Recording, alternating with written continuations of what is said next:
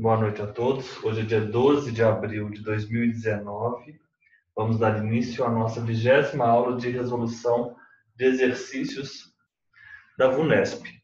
E a resolução hoje será de temas, de questões de direito administrativo,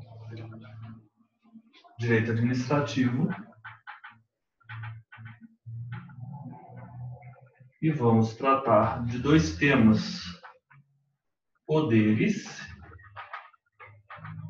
e responsabilidade. São os temas que nós elegemos, né, para nós tratarmos aqui nessas nossas aulas. Vocês imprimiram, então, os dois textos, os dois arquivos que eu lhes enviei? Nós temos aqui o arquivo o primeiro é o dos poderes. Vou colocar aqui direito administrativo, poderes administrativos. E os senhores vão observar que todas essas questões, elas são fundamentadas em uma teoria, em uma doutrina, que foi a doutrina e a teoria que eu expliquei, que eu, na verdade, transcrevi aqui no quadro. Então, os senhores vão ficar perplexos de saber, de observarem que tudo que está aqui no quadro vai ser a resposta das nossas questões. Modéstia à parte. Ficou parecendo presunção, né? Petulante. Mas não é não. Vamos lá. Primeiro, conforme o entendimento da doutrina administrativista pátria, o poder que permite à administração pública restringir, condicionar e impedir atividades e direitos de particulares visando a preservação dos interesses da coletividade é denominado, pessoal, que poder é esse? É o cautelar, o de polícia, hierárquico, disciplinar ou regulamentar? Facílimo. De polícia. É o poder de polícia. Poder de polícia. 1B, poder de polícia. Vamos para o segundo. Nós já sabemos disso. Aqui a gente vai conseguir resolver bem rápido. Suponha que um chefe de uma determinada seção administrativa, agindo dentro de sua competência legal, opte por nomear determinado servidor em função de confiança, sob a justificativa de que tal servidor possui as características pessoais ideais para o desempenho da função. Imagine, porém, que após algumas semanas da nomeação, venha a público a informação de que a nomeação se deu com a principal finalidade de redistribuir a outro servidor processo administrativo cuja responsabilidade incumbia, à época da nomeação, ao servidor contemplado com a função de confiança.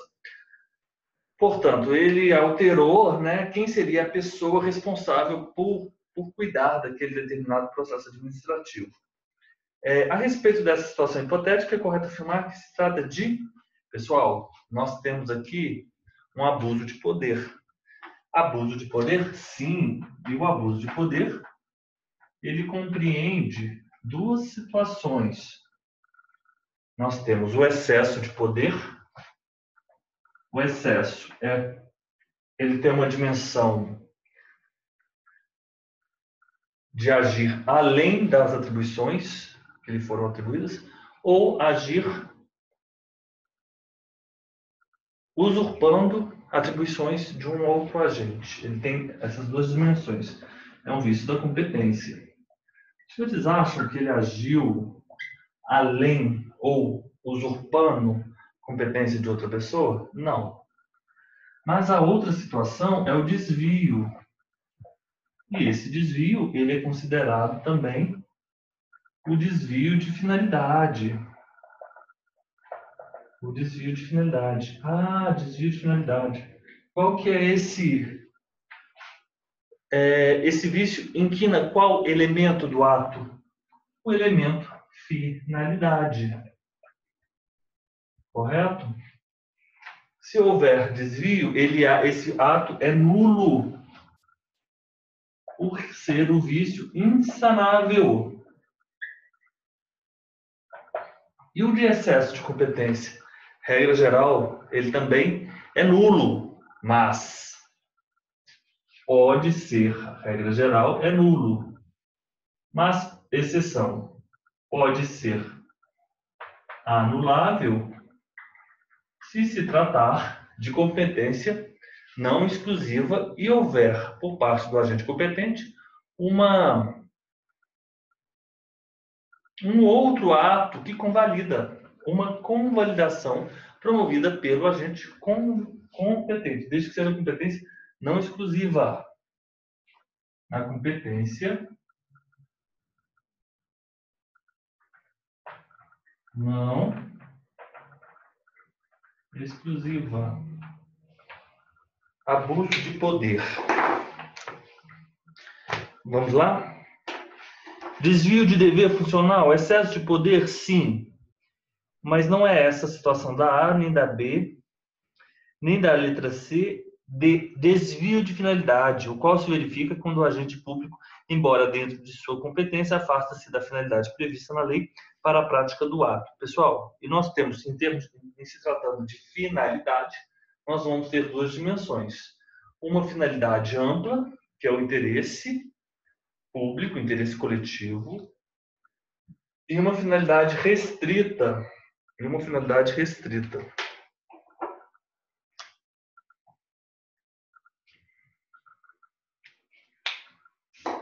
que é o que se busca, né, com o ato, com a prática do ato, que é o que se busca com o conteúdo do ato.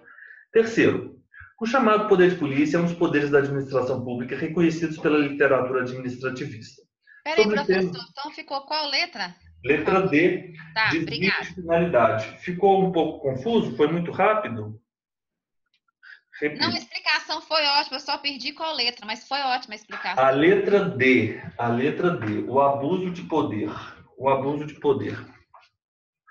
Continuamos aqui. Deixa só eu pegar as minhas anotações. O ato administrativo, né? Deixa eu dar uma olhada aqui numa questão do ato administrativo. O vício no excesso de poder, na competência, ele será nulo se for competência exclusiva, né? Obviamente também se for em razão da matéria. Essa situação, ele será anulável se for competência não exclusiva.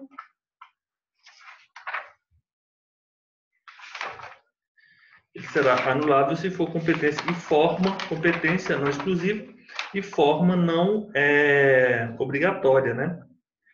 Forma não essencial.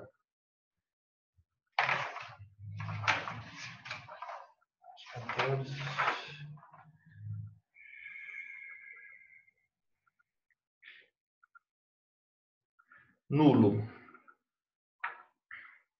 Isso mesmo. Vamos lá. Forma não essencial. Então, excesso de poder, ele nulo, competência exclusiva, competência material, e anulável se for competência não exclusiva, exatamente com validação. O desvio de finalidade, ele é insanável, sempre nulo. Sempre nulo. Sempre nulo. É isso mesmo. E o da forma essencial, insanável, nulo, forma não essencial, anulável. Depois eu vou mandar isso agora para vocês. Um esquema aqui que vai ajudá-los. Irá ajudá-los. Deixa eu fazer aqui, peraí. Uhum. Eu vou.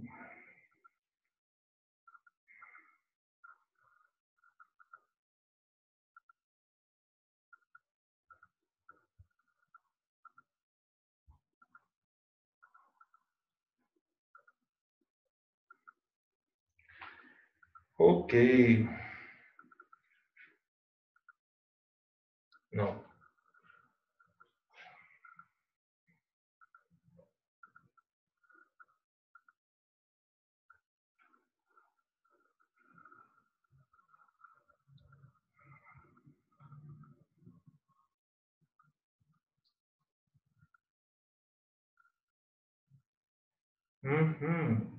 Só mandar para vocês. Esse esquema aqui é bom.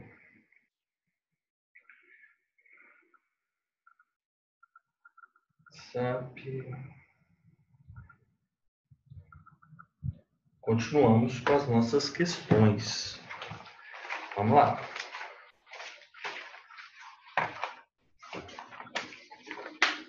Três. O chamado poder de polícia é um dos poderes da administração reconhecidos pela literatura administrativista. Sobre o tema, é correto afirmar: poder de polícia. Falou em poder de polícia, tem que pensar na mesma hora, nos ciclos. Poder de polícia são os ciclos. Vamos lá? Legislação, anuência, fiscalização, sanção. Não é isso? O poder de polícia? Vamos lá? Senhores, vão aí, por gentileza, nos poderes. Poder de polícia. Vamos lá. Ordem de polícia é a legislação. É o consentimento de polícia. Isso aqui, a legislação, o nome disso, é ordem de polícia. Isso é o consentimento de polícia. Os senhores têm que abrir o esquema aí, ó. Vejam. A fiscalização é a fiscalização mesmo, o nome é fiscalização. E a sanção de polícia, sanção. Legislação e fiscalização só pode ser promovidas, essas duas atuações, pelo Estado. Letra A. Somente os atos relativos ao consentimento, anuência e fiscalização. Fiscalização? Não. Fiscalização não. São delegáveis? Não. Letra A, falso. O poder de polícia é exercido exclusivamente pelas forças de segurança nacional? Pessoal, poder de polícia, força de segurança nacional, nada a ver. O poder de polícia pode ser feito pelo município, quando fiscaliza um açougue, um supermercado, numa cidade do interior. As atividades ligadas ao poder de polícia podem ser livremente delegadas às atividades, podem ser livremente delegadas a particulares, em especial a fiscalização. Pessoal, fiscalização e legislação nunca. As medidas necessárias ao exercício do poder de polícia dependem, em regra, da intervenção do poder judiciário. Intervenção, isso tem a ver com o quê? Com imperatividade? Não, tem a ver com auto-executoriedade. Não, falso. A escolha dos meios necessários ao atingimento dos fins de proteção à segurança e à propriedade, finalidade do poder de polícia, é livre ao administrador, ao consentimento. Talvez eu tenha equivocado. Peraí.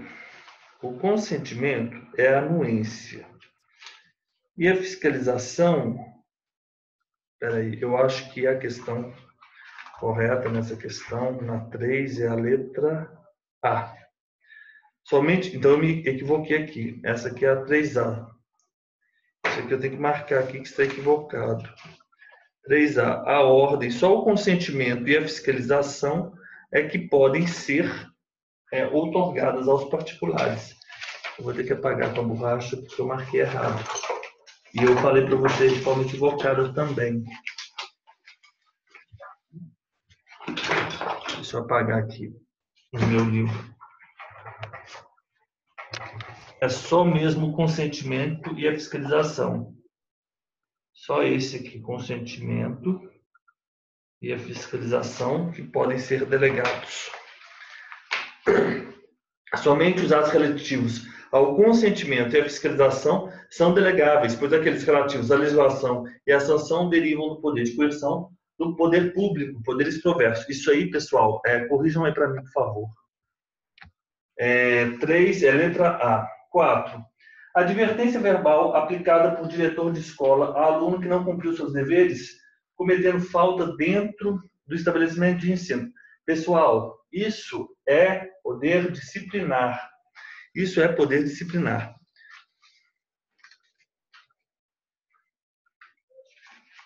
Isso é poder disciplinar. Falou em aluno dentro de escola, vocês têm que se lembrar, poder disciplinar. Vamos dar uma olhada aqui no poder disciplinar. O que eu falei sobre poder disciplinar? Punir internamente infrações funcionais dos servidores, punir internamente servidores e punir infrações externas de particulares que tenham um vínculo jurídico com a administração, por exemplo, o contrato. O poder disciplinar, ele é correlato ao poder hierárquico, mas não se confunde. Por quê? O poder disciplinar, ele tem a sanção, ela decorre diretamente do poder disciplinar e só de forma imediata ela decorre do poder hierárquico. Descumpriu o contrato administrativo? Há poder disciplinar, há o exercício do poder disciplinar. Não existe relação hierárquica. O poder hierárquico, ele é especificamente organização de função administrativa, distribuir, escalonar, ordenar e rever. Não tem sanção no poder hierárquico. Então, falou em advertência verbal de estudante, disciplinar. 5. Os poderes de comando, fiscalização e revisão de atos, assim como os poderes de delegação e avocação. Onde que a gente tratou delegação e avocação? São de quais poderes? Pessoal, poder hierárquico. Poder hierárquico, letra B. Poder hierárquico, letra B. Ó, se vocês estiverem aí com material, os senhores vão lá agora no material, hein? Tem que seguir pelo material. 5B.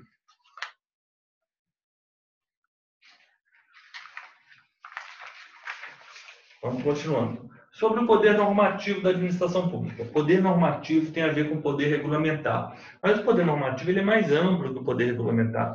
O poder regulamentar, ele extrai o seu fundamento de validade, né? Os professores nossos da faculdade adoram usar essa expressão, extrai o fundamento de validade. Né, Elisa? Não sei aí, Fernando, lá na faculdade o pessoal falava muito essa expressão, né? A fonte do direito, né? Essa aí é um chavão, né? Aquele chavão que eles falam, né, Elisa? Lá na sua não era isso? Também? Vamos lá. Sobre o poder normativo da administração pública, então, o poder regulamentar, ele extrai seu fundamento de validade da parte 2ª do artigo 84, inciso 4 da Constituição Federal. Vimos isso. Enquanto o artigo 84, inciso 6º, ele não trata de poder regulamentar nem de poder normativo. Ele trata de outra coisa. Ele vai tratar do decreto autônomo. Ok? Decreto autônomo. Sobre o poder normativo da administração pública, é correto afirmar que é aquele que, em função do qual a administração pública edita atos de efeitos genéricos e concretos. Poder normativo tem a ver com a palavra concreto? Não. O poder regulamentar é a espécie do poder normativo, que abrange não apenas a edição de atos normativos, mas a fiscalização do seu cumprimento, a imposição de sanções e a mediação de conflitos? Não. Sobre o poder normativo da administração pública, é correto afirmar que compete privativamente ao chefe do executivo dispor, mediante decreto, sobre a organização e funcionamento da administração, quando não implicar aumento de despesa, nem a criação e extinção de órgãos públicos. Pessoal, isso tem a ver com poder normativo. É poder normativo, mas não é poder regulamentar. Correto? Esse é o decreto autônomo. É a letra C. A 6 é a letra C. A 7. Os decretos regulamentares, letra D, são aqueles que dispõem sobre matéria ainda não regulada especificamente em lei específica. Não regulado especificamente, ele não precisa de ter a lei, precisa de ter a lei, precisa de haver a lei, precisa de haver a lei. Vamos lá. Os decretos autônomos são aqueles expedidos para reger o funcionamento de órgãos colegiados? Nada a ver. 7. A imposição de uma multa ao motorista que desrespeita sinal vermelho consiste em uma sanção decorrente do exercício do poder. Pessoal, multa em trânsito, isso é poder de polícia. Então vamos combinar o seguinte. Multa em trânsito. 7, letra E. Correto, letra E. Falou em advertência suspensão de aluno, falou aluno, mencionou a palavra aluno e mencionou a expressão carteira de motorista, sinal vermelho, trânsito. Vamos combinar o seguinte: poder de polícia. Correto? Então, vamos fazer até um quadro aqui, que eu vou tirar uma foto. Ó, poder de polícia. Vamos colocar aqui as duas situações. Disciplina, advertência de aluno.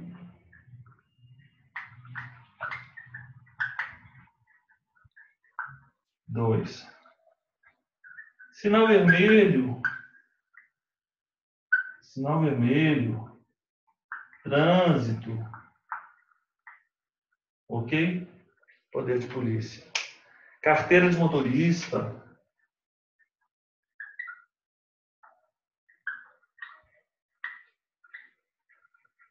Ó, o direito administrativo, na hora que você consegue os sinônimos, pronto, você resolve todas as questões só com sinônimos.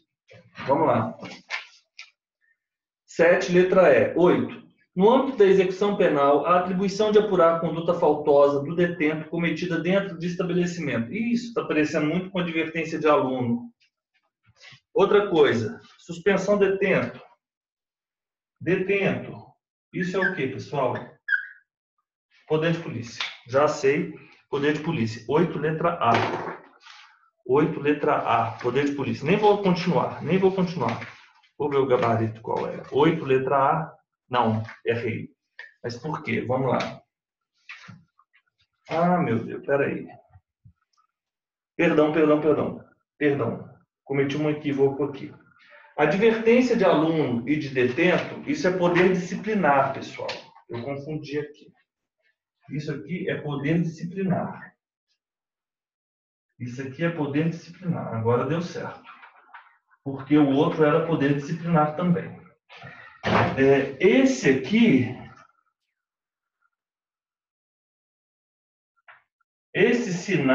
aqui é poder de polícia.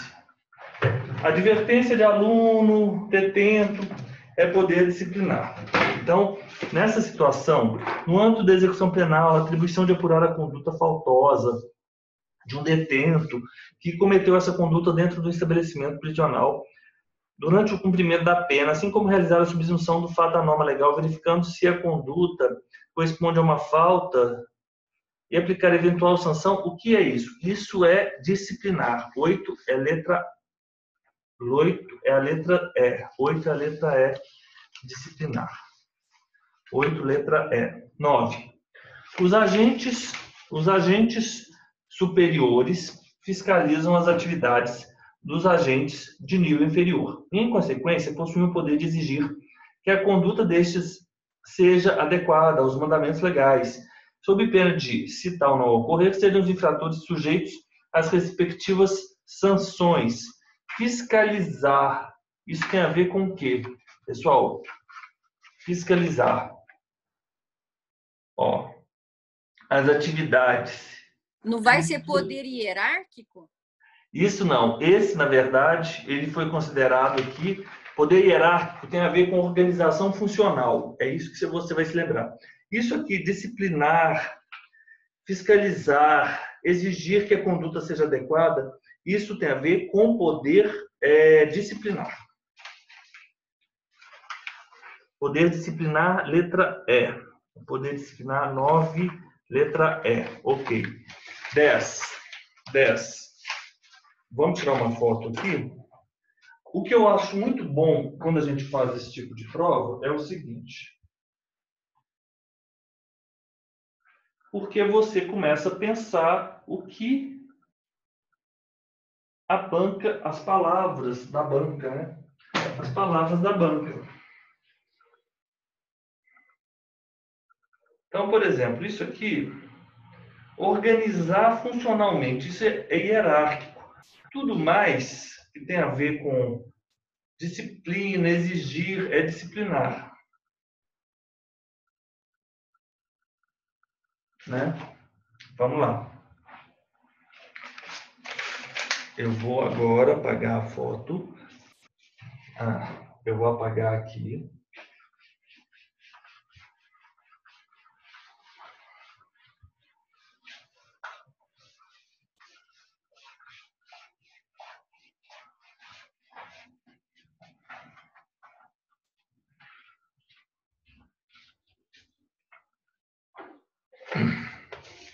9.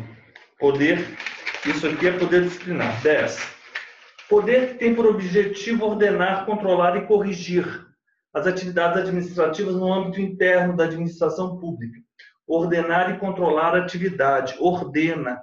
Eu falei lá no poder hierárquico. Ordena, rever, distribui.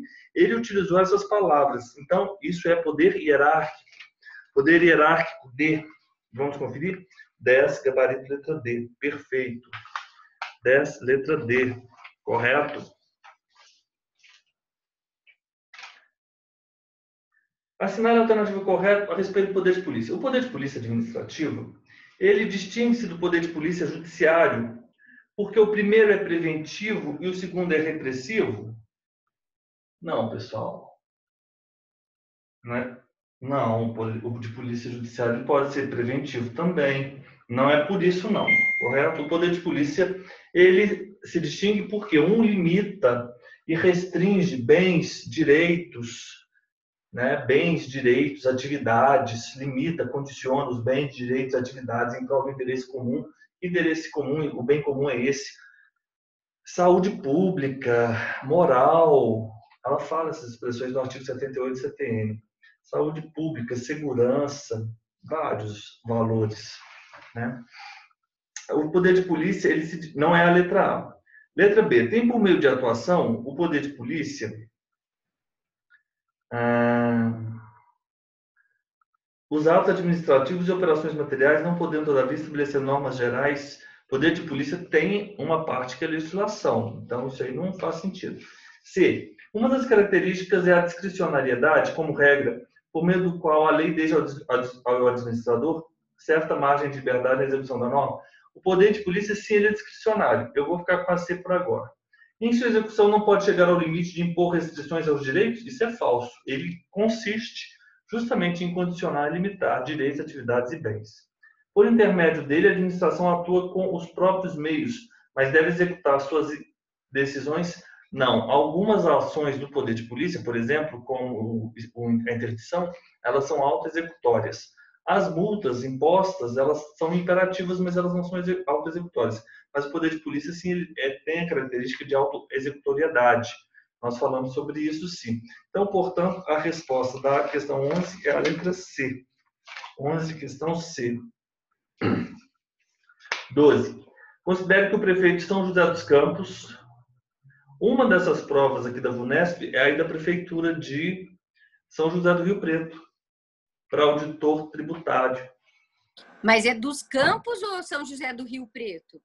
Não, é São José do Rio Preto. Não é essa a questão. Essa que eu vou falar agora é São José dos Campos. Professor, quem é de São José dos Campos chama a cidade São José. Quem é de São José do Rio Preto chama Rio Preto.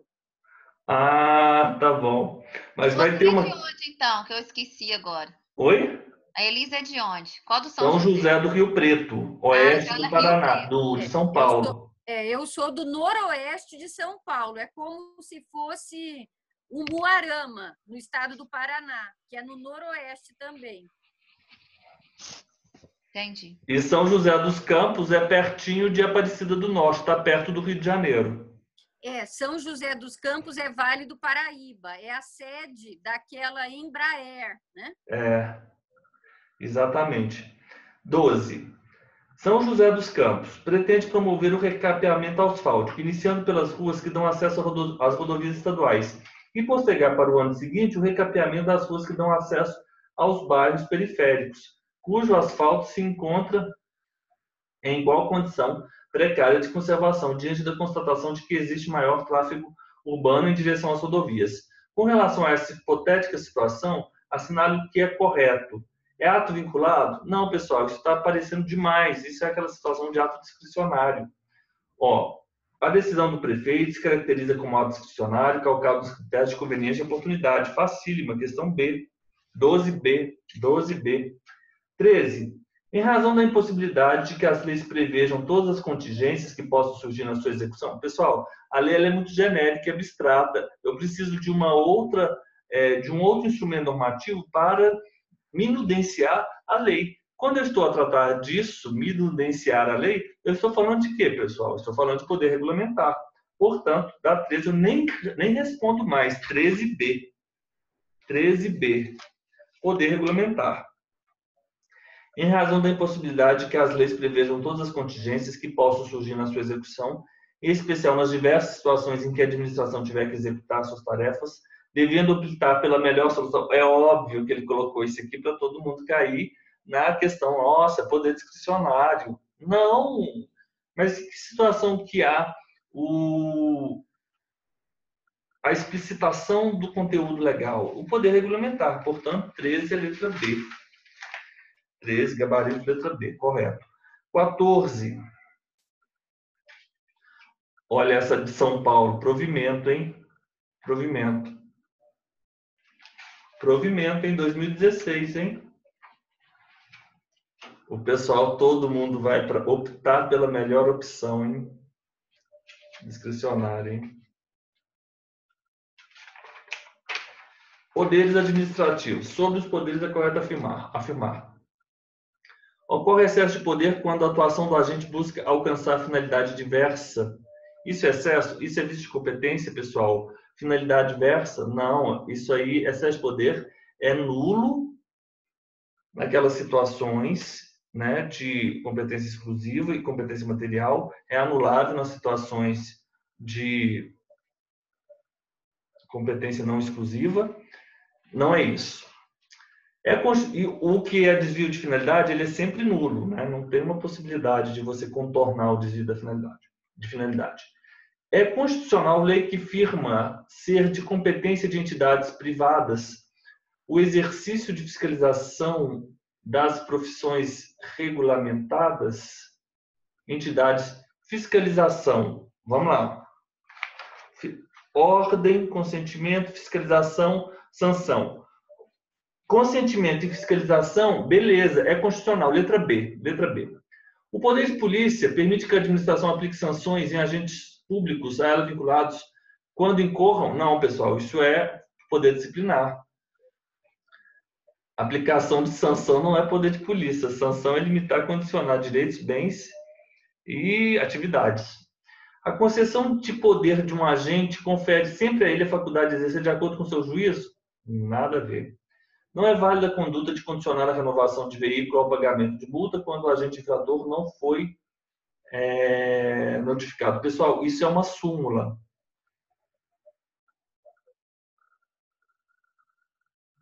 É constitucional lei que firma ser de competência de entidades privadas o exercício de fiscalização de polícia.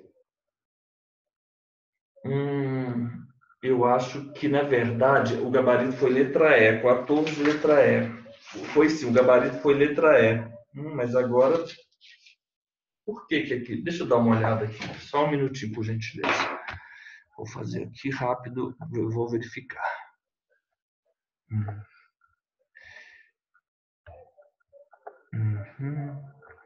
Deixa eu ver aqui. Tá bom.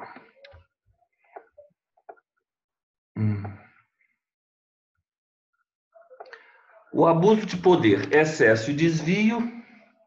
Ok. Letra A, eu falei sobre isso.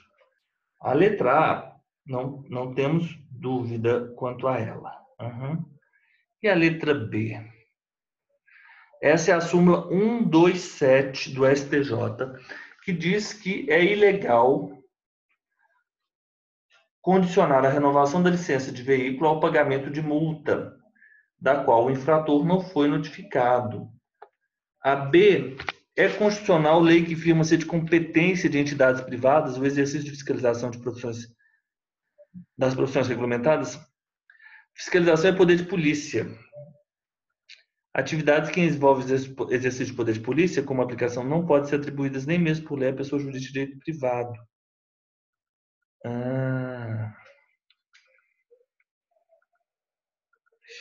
Não, peraí.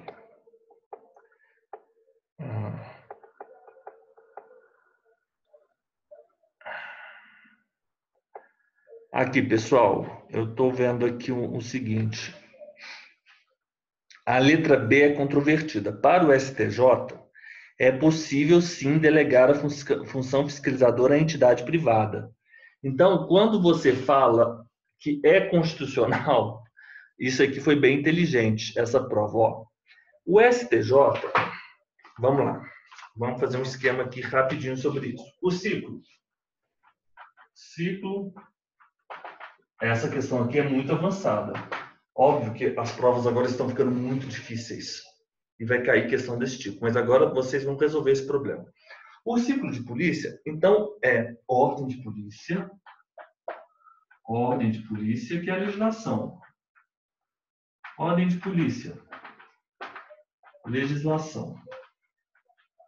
Ordem de polícia, legislação. Consentimento, é a anuência. Consentimento, anuência. Fiscalização.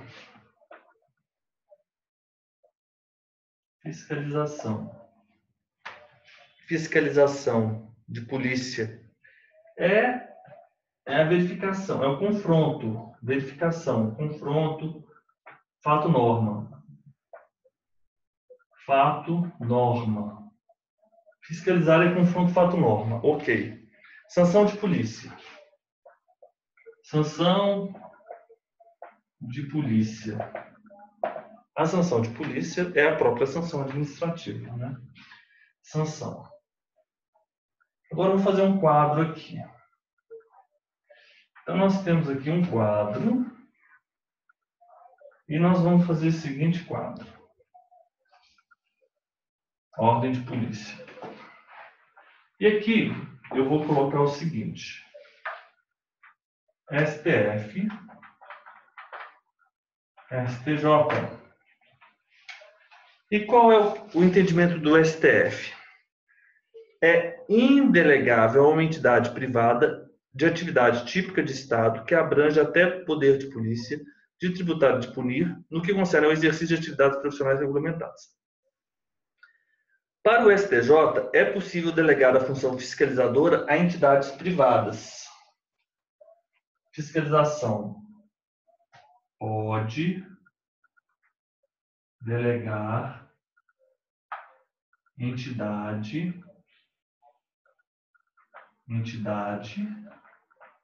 privada. Pode delegar a entidade privada. STF não pode. Não pode. Ficou muito ruim aquilo, né? Não pode delegar a entidade privada.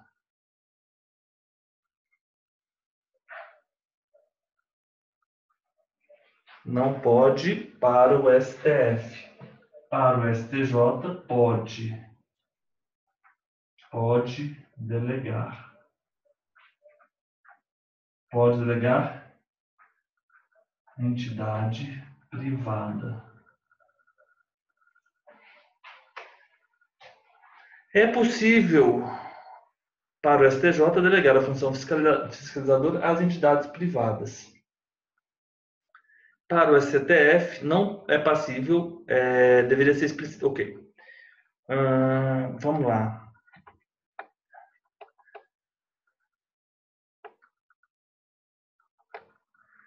Ó, STJ. Os atos relativos à fiscalização, ao consentimento e à fiscalização são delegáveis. Consentimento.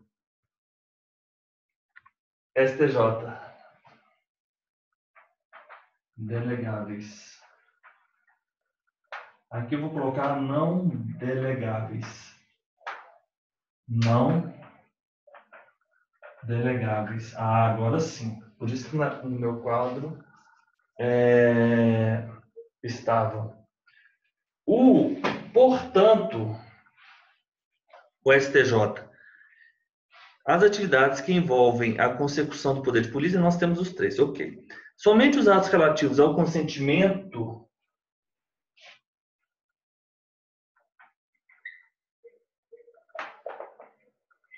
e a anuência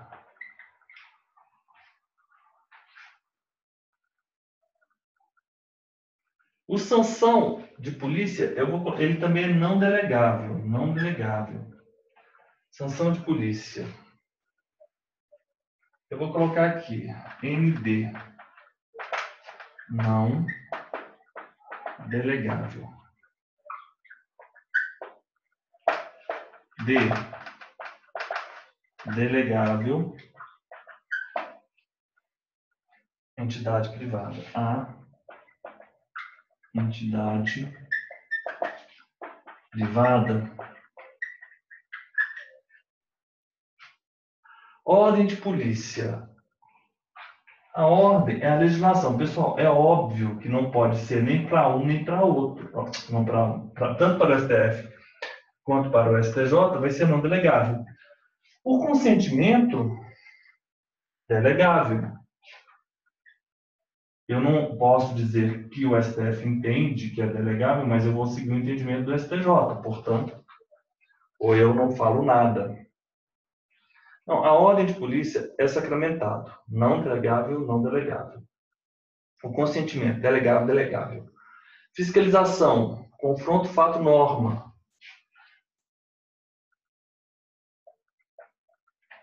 STF, ND.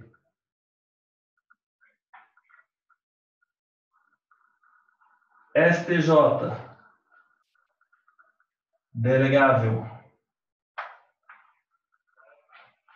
E a sanção, o quadro ficou um pouco torto, mas agora não delegável, não delegável. Portanto, o que vocês têm que se ater a esta diferença. A essa diferença. Vou tirar uma foto aqui e vamos continuar resolvendo os nossos exercícios. Ok.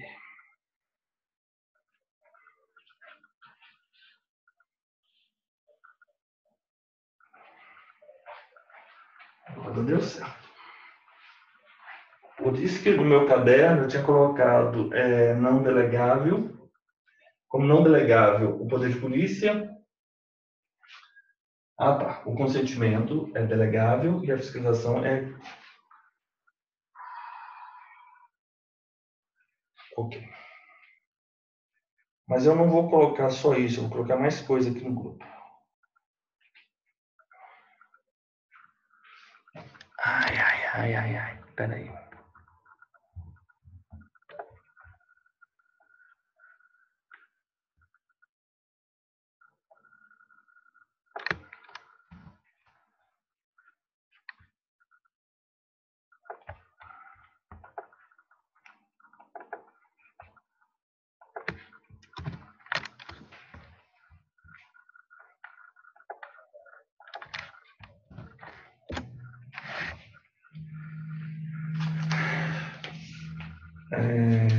Portanto, é constitucional lei que firma ser de competência das entidades privadas o exercício da fiscalização? É constitucional? Pessoal, STF fala constitucional ou não constitucional. Portanto, não é a posição do STF. Correto? Questão difícil, mas muito interessante. E não é válida, é a súmula, né? É a súmula que eu falei para os senhores, é a súmula 127 do STJ, né? Deixa eu marcar essa súmula. 127. Isso, ótimo. Perfeito. Essa próxima, 15, a lei não é capaz de traçar rigidamente todas as condutas de um agente administrativo. Já estou achando uma coisa. Poder regulamentar. Ainda que procure definir alguns elementos, não lhe restringe a atuação. O certo é que, em várias situações, a própria lei lhe oferece possibilidade de valoração da conduta. Nesses casos em que se valora a conduta, pode o agente avaliar a conveniência e a oportunidade dos atos que vai praticar, na qualidade do administrador dos interesses coletivos. Essa possibilidade de escolha proporcional ao agente público reflete-se no ato, pessoal, aqui não tem jeito, aqui é ato discricionário. 15, letra E. Perfeito? 16. Assinale a alternativa que corretamente discorre sobre aspectos do ato. A administração pode revogar seus próprios atos quando derivados de vícios que tornam legais. Pessoal, já falei sobre isso. Revogação, ela tem a ver com um ato discricionário válido. Não é verdade a letra A. O vício de finalidade ou desvio de poder, sim, consiste na omissão ou na observância incompleta ou irregular de formalidade.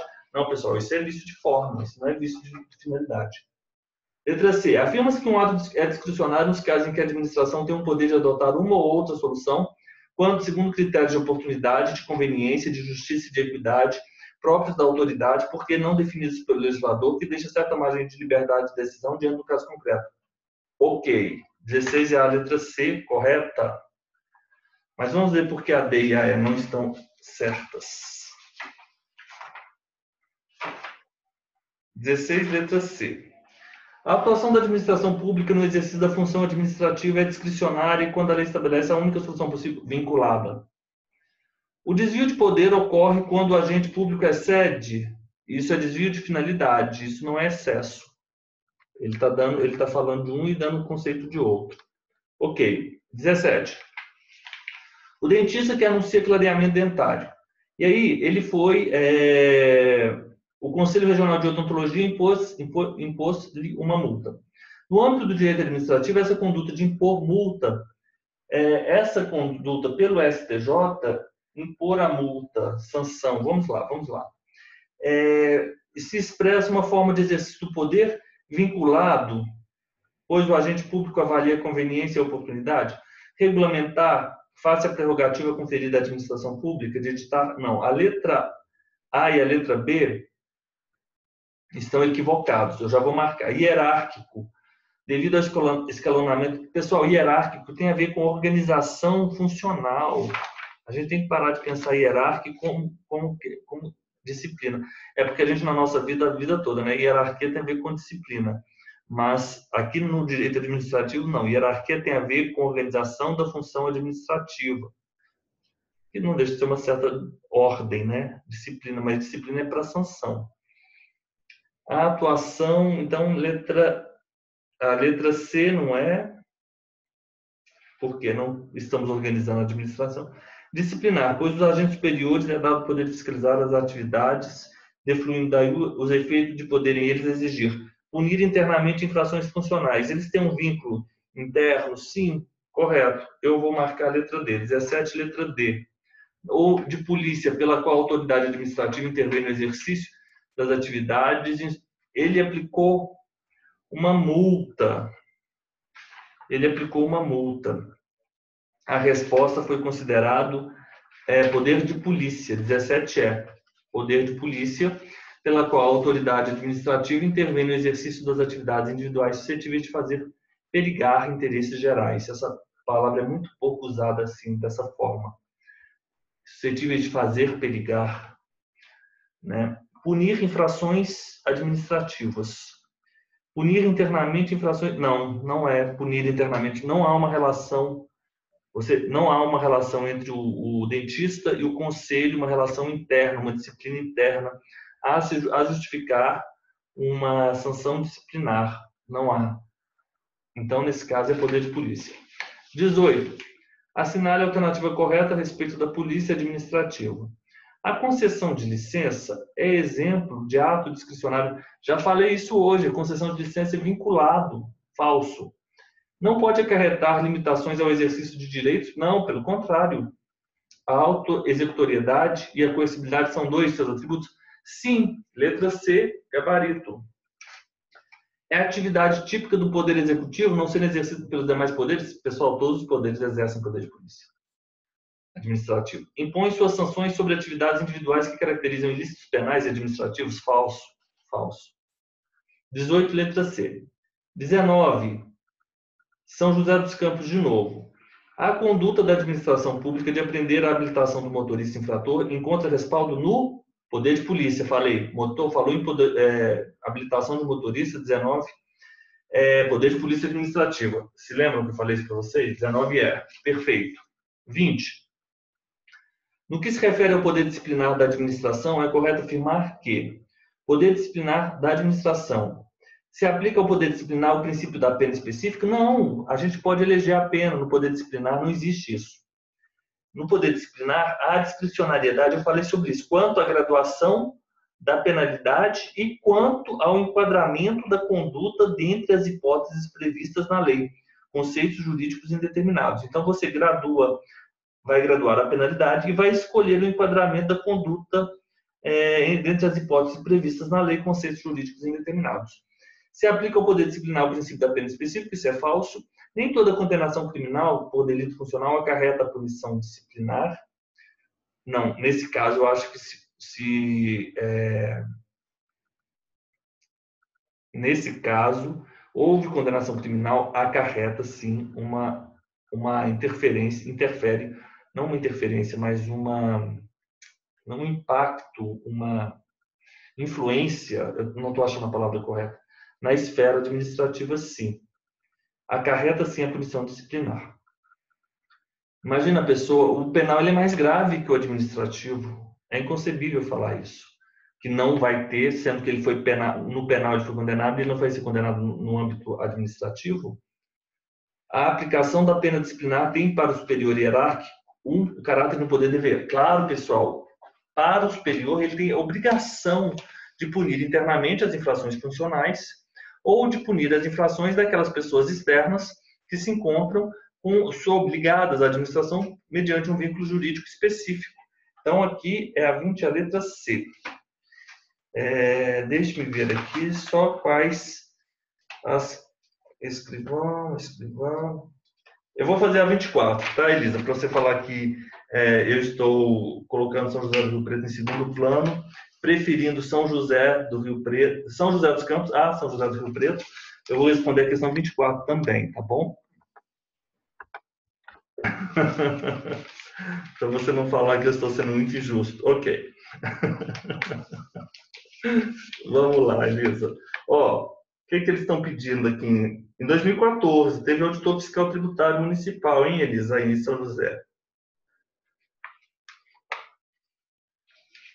Correta sobre os poderes administrativos. Inexiste qualquer vedação constitucional para que as pessoas administrativas de direito privado possam exercer o poder de polícia em sua modalidade fiscalizatória.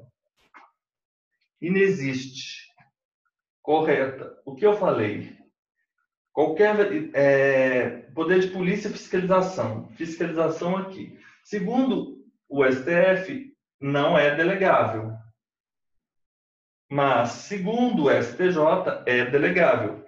Inexiste qualquer vedação constitucional para que as pessoas administrativas de direito privado possam exercer o poder de polícia na modalidade fiscalizatória. Pelo STJ, não. Pelo STF, sim. Pelo STJ. Então, vamos lá, vamos ver a B. Poder vinculado é a prerrogativa concedida aos agentes de elegerem. Falso. Vinculado nunca é a palavra elegerem. C. Poder regulamentar é subjacente à lei e pressupõe a existência dessa lei, sendo, portanto, atos formalizadores aptos a criar direitos e obrigações primárias e secundárias? Não, secundárias. Você se lembra que eu falei que poder regulamentar é secundário? Secundário. A palavra secundário é a palavra que se liga ao poder regulamentar. O letra C não é. Poder disciplinar é o que cabe à administração para apurar infrações e aplicar penalidades aos servidores públicos, que abrange as sanções impostas a particulares, mesmo que não sujeitos à disciplina interna da administração. Olha, isso poderia estar correto. Essa 24 foi considerada qual resposta? 24 foi considerada a questão... foi considerado certa a questão A, 24A. Então, o poder disciplinar é para apurar infrações e aplicar penalidades aos servidores públicos que abrange as sanções impostas a particulares. Essa que seria, as sanções impostas a particulares seria no poder de polícia, né? Nessa prova específica. Mas assim, eu ficaria entre letra A e B e D, marcaria a letra... Ficou difícil, porque você pode, com o poder disciplinar, aplicar sanções a particulares se eles tiverem um vínculo, né? Mas é que ela fala, mesmo que não sujeitos à disciplina interna da administração. Letra E. Nos poderes judiciário e executivo não existe hierarquia no sentido de relação de coordenação e subordinação no que diz respeito às suas funções institucionais. Ela não está falando aqui que é hierarquia entre eles. Entre eles. Ele está falando hierarquia no sentido de relação de coordenação e subordinação dentro de cada uma dessas esferas. difícil, porque é confuso isso, correto? Mas é a letra A que diz que não existe vedação constitucional para as pessoas administrativas de direito privado exercerem o poder de polícia na fiscalização. Ele adotou aqui o posicionamento do STJ. Essa que está até mais difícil que a outra, porque na outra ele ainda falava constitucional. Então você já vai para o STF. Correto? Temos mais São José do Rio Preto, ó. 25. Vamos ver, mais São José do Rio Preto. Outra. Correta. O prefeito municipal que não permite alternativa que corretamente exemplifica uma situação em que se encontra demonstrado abuso de poder. O prefeito municipal não permite que todos os munícipes sejam atendidos no hospital municipal de urgência, alegando restrições orçamentárias e aplicação da teoria da reserva do possível. Não incorre em abuso de poder. Não sei. O auditor fiscal tributário que aplica multa por infração de trânsito a quem estaciona em local proibido incorre em abuso de poder por atuar fora dos limites de sua competência. Pessoal, é isso mesmo. Nesse caso é a letra B. Por quê? A função do auditor fiscal tributário municipal não é aplicar multa. Ele, na verdade, é abuso de poder na modalidade de excesso de poder e o vício é de competência. Competência exclusiva, então o vício é nulo, não sanável. Correto? Não sanável. Nesse caso, é não sanável, não há como se falar em convalidação, porque a aplicação de multa não é competência do auditor fiscal do município de São José do Rio Preto. Então, vamos fazer o nosso intervalo aí de 5 minutos e a gente já volta daqui a pouco, tá bom?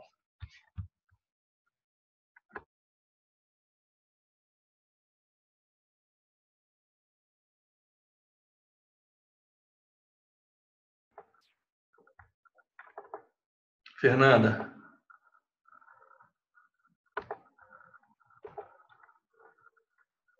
Vamos lá?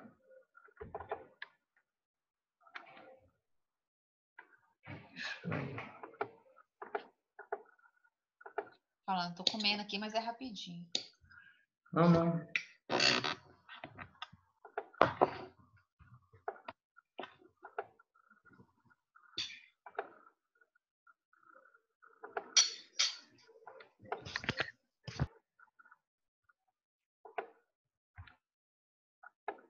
A Elisa teve que sair, será? Não tá aparecendo aqui não, né? É. Vou ver se tem uma coisa no grupo aqui.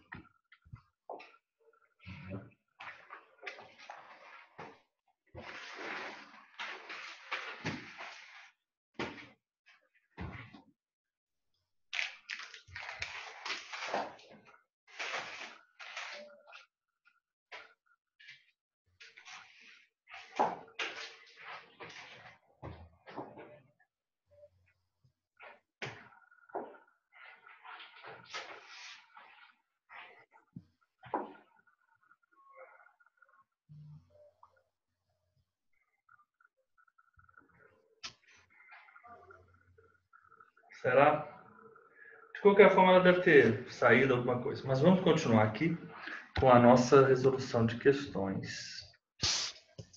Nós vamos continuar no administrativo ou vai na Vamos, os poderes administrativos. Então, nós resolvemos essas 20 questões. Não, deu mais de 20. Deu mais de 20? Deu, respondeu as da Elisa. É verdade. Vamos fazer agora. Isso aqui é os vícios que eu já mandei.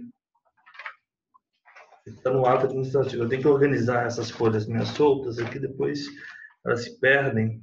Os meus também estou precisando. Poder, deixa eu só aqui, ato. Vício é aqui na parte final. Vamos lá. Espera aí, qual que o senhor vai fazer? Agora, nós vamos... uma determinada empresa pública que desenvolve atividade econômica em sentido estrito... Qual número está aí? Qual número? Agora nós vamos tratar da responsabilidade no direito sim. Não, tá ótimo. Então tá. Então é o outro aqui. Achei.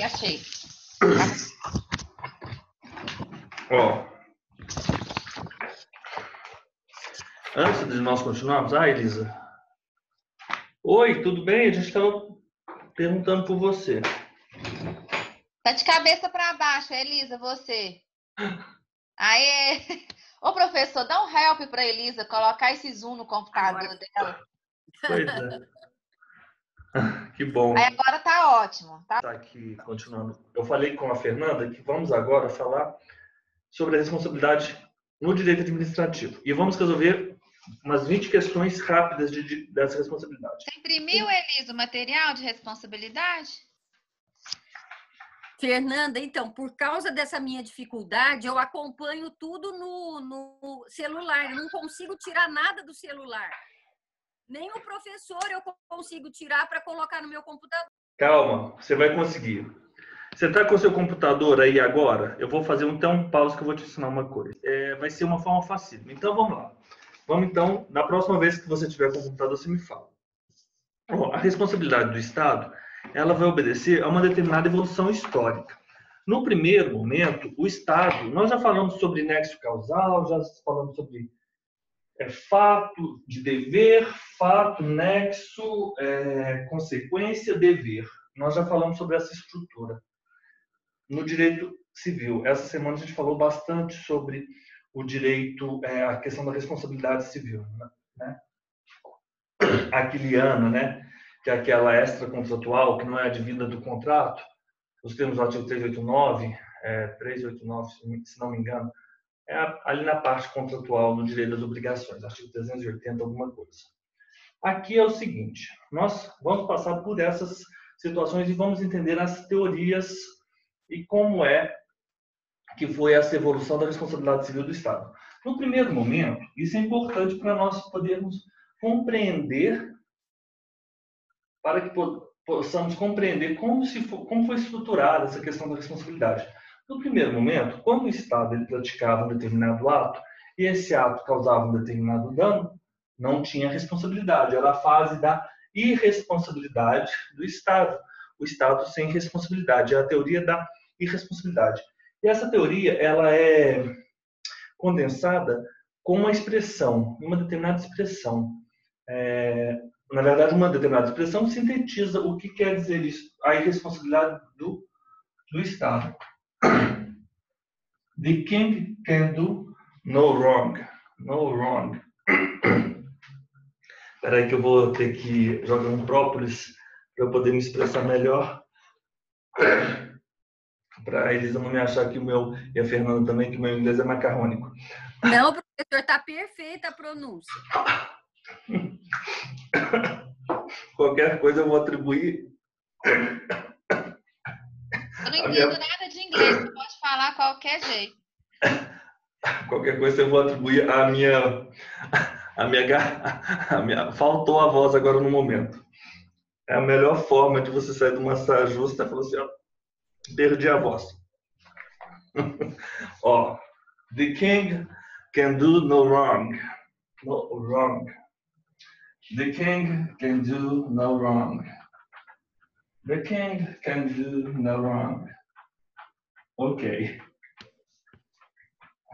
The king can do no wrong. Irresponsabilidade do Estado. O Estado, né, não responde, os Estados não respondem. Irresponsabilidade. Isso aqui é irresponsabilidade. Eu vou colocar aqui. Primeiro é a irresponsabilidade. Irresponsabilidade. Mas às vezes quando a gente usa o negativo usando o i, fica estranho. O melhor seria a não responsabilização, né? Não responsabilização do Estado. A não responsabilização. Depois, nós temos o que eles chamam de teorias civilistas.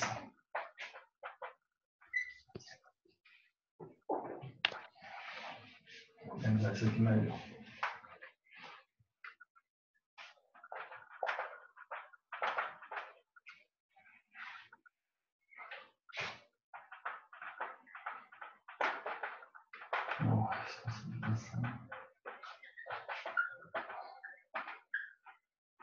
I know the king can do no wrong. The king can do no wrong. Teorias civilistas. Sim, o Estado é responsável. A partir desse momento, o Estado é responsável. Mas como assim? Da mesma forma que um particular.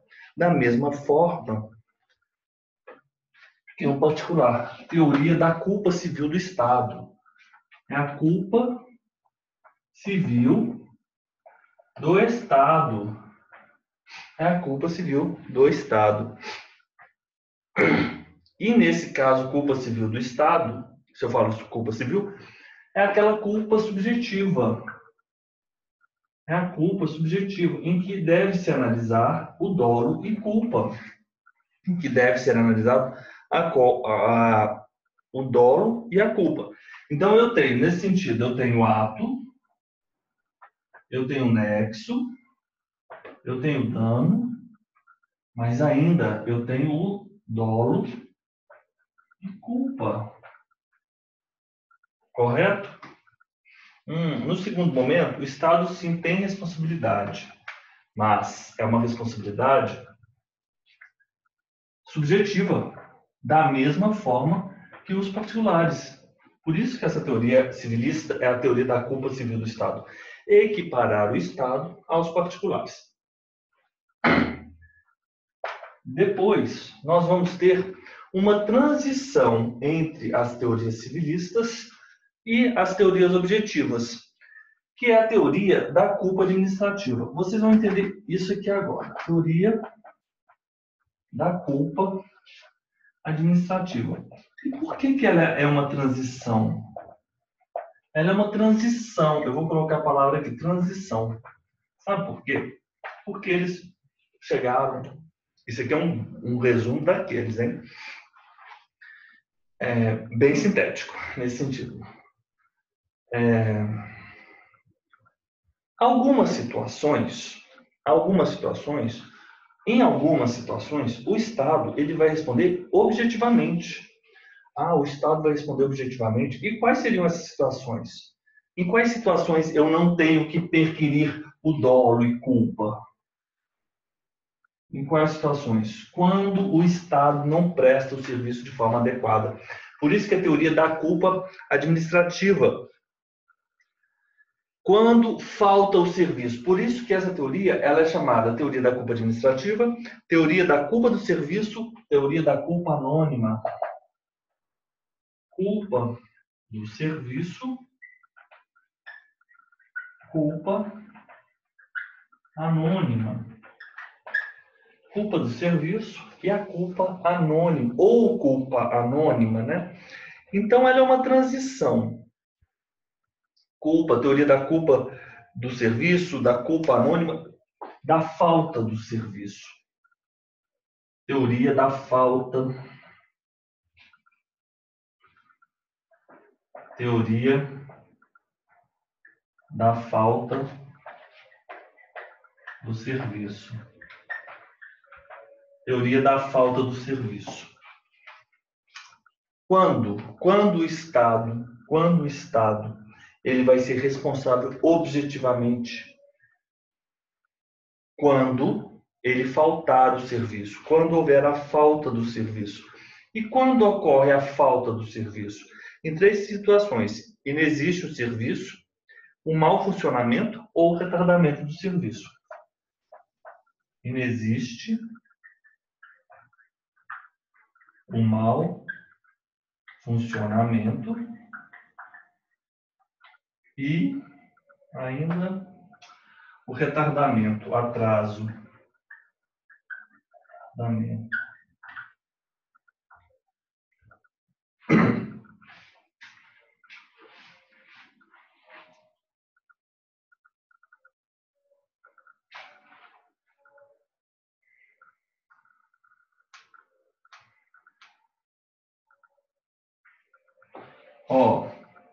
Falta.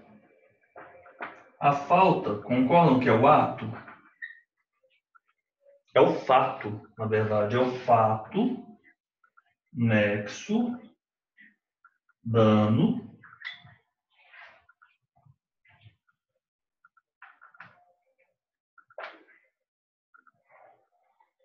dever.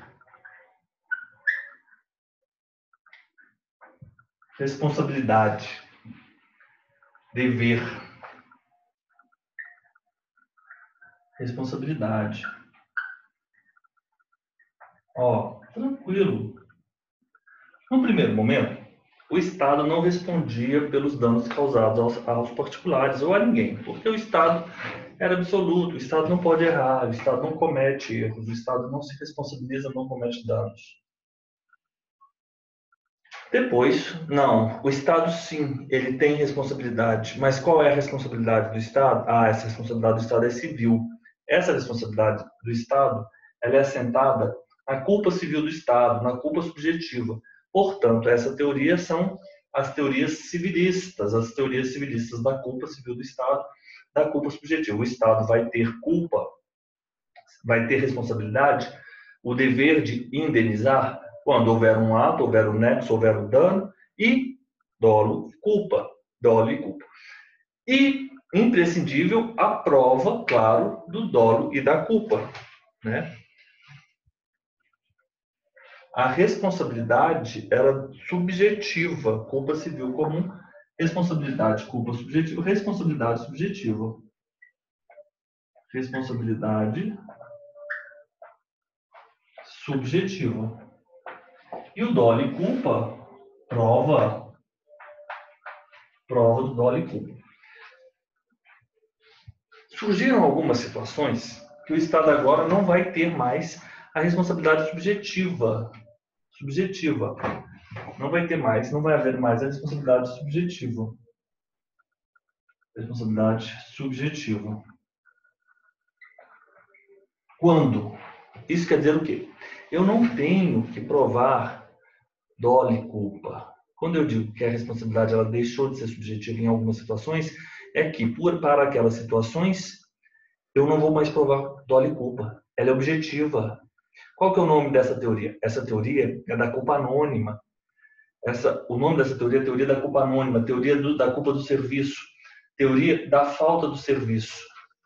Em quais situações? Quando... Espera aí, eu vou ter que apagar essa culpa subjetiva.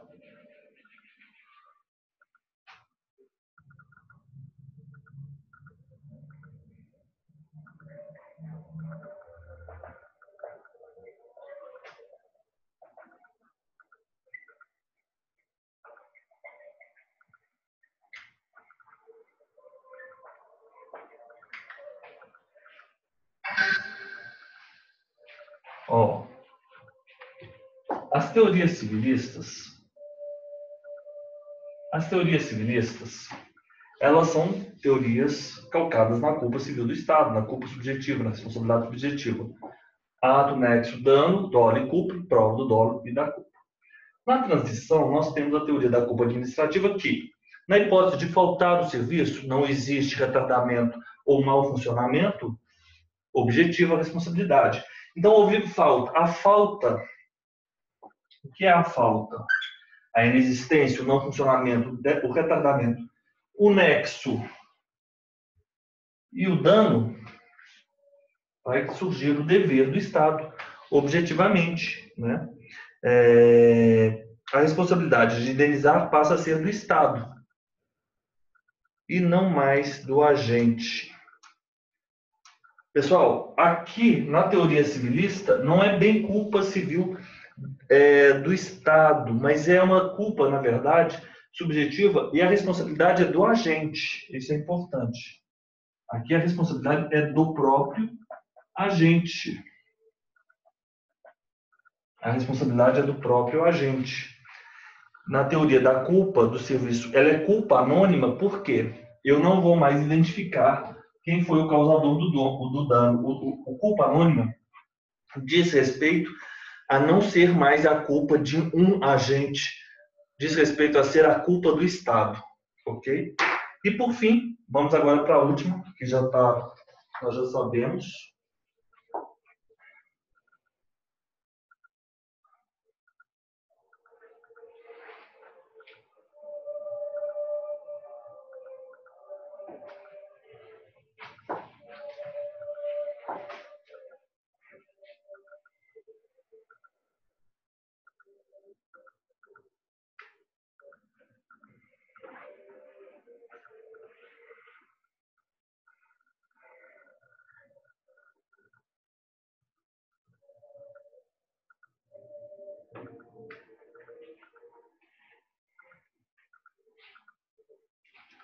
Vamos lá.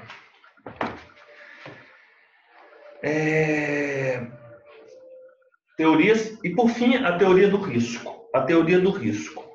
A teoria do risco, por sua vez, é a teoria da responsabilidade objetiva. Eu vou apagar, já mandei para vocês.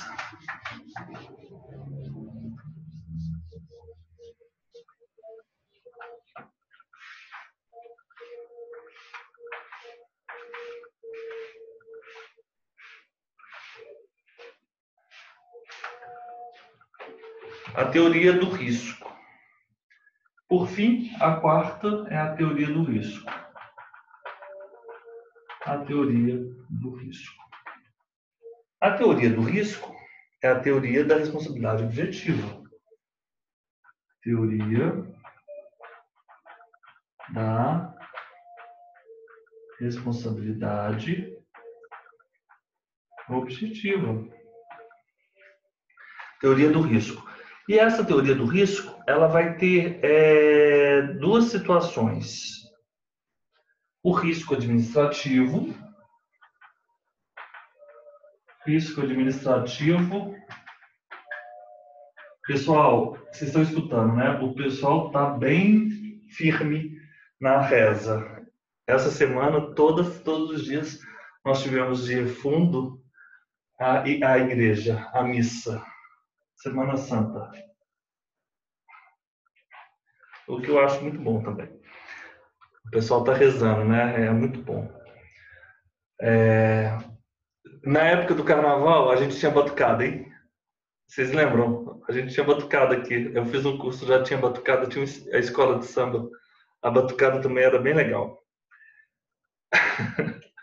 Esse é o único curso do Brasil que você tem assim, música de fundo, a depender da época.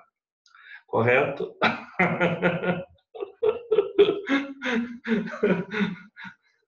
Em julho a gente vai ter bastante foguete, muita coisa também vai acontecer em julho. Até mesmo porque eu fico do lado da escola Benjamin e aqui eles fazem as festas juninas, aqui é no pátio da escola. Depois eu vou tirar uma foto e mandar para vocês. Então a gente vai acompanhar também as festas juninas, calma. O risco administrativo, eu tenho que ter, na verdade,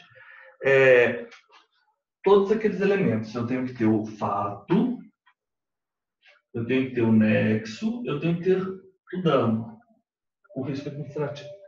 Mas o risco administrativo, ele se difere do risco integral porque nessa primeira situação eu tenho excludentes.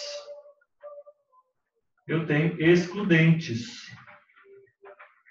Eu tenho as excludentes. As excludentes, quais são as excludentes? As excludentes do nexo causal. Vocês lembram? Caso fortuito, força maior,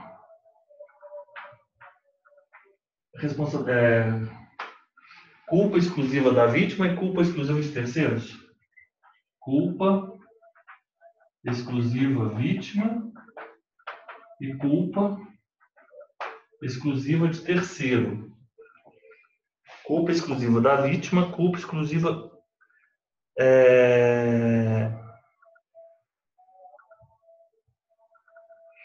de quem é o ônus de provar a culpa?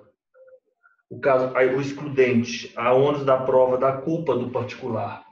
A culpa exclusiva da vítima, culpa exclusiva de terceiros. É o Estado. O Estado. A do risco integral é uma situação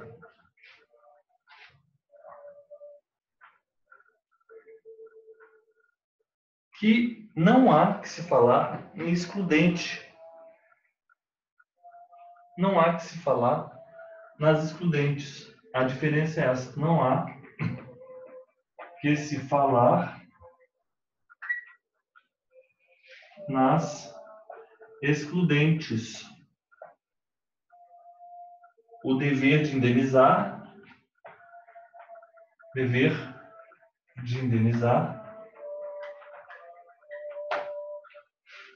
haverá ainda que, caso fortuito, tenhamos, caso fortuito, força maior, culpa exclusiva, vítima, culpa exclusiva, terceiro. Isso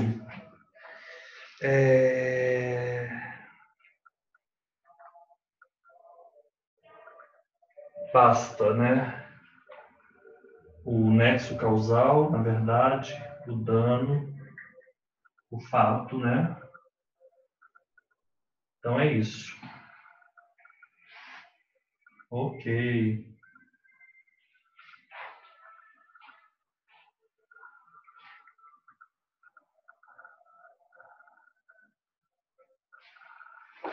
Pessoal, é isso.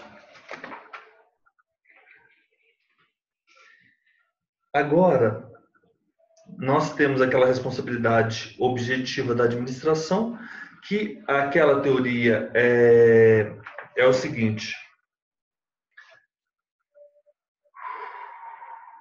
Artigo 37, parágrafo 6º. Qual é aquela teoria? Aquela teoria é a teoria do risco administrativo. A responsabilidade objetiva da pessoa jurídica de direito público interno e das pessoas jurídicas de direito privado prestadoras de serviços, né? Essa teoria do risco administrativo, ela é uma teoria adotada para as condutas comissivas. Então, eu vou colocar aqui 37, parágrafo 6º. Responsabilidade objetiva. Responsabilidade objetiva.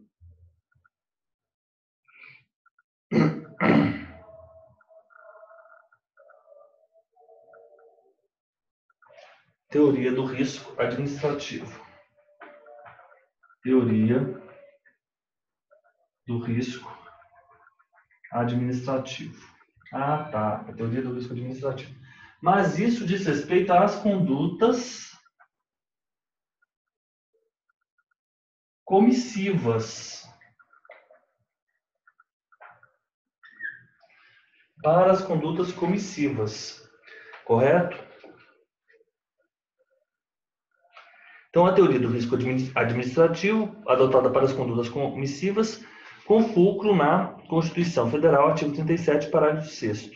Então, a responsabilidade civil objetiva das prestadoras de serviço público abrange os danos causados tanto aos usuários, né, quanto a terceiros não usuários, né? Ok. E para as condutas omissivas, existe isso. E para as condutas omissivas,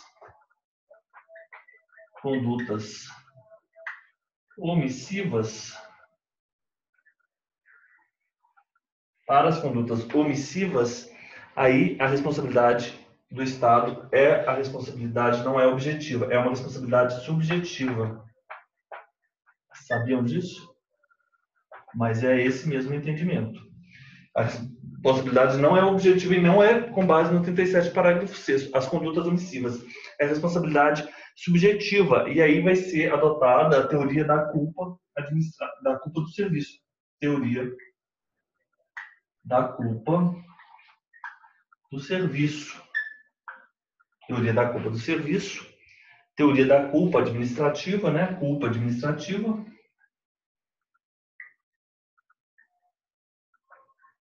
Culpa administrativa.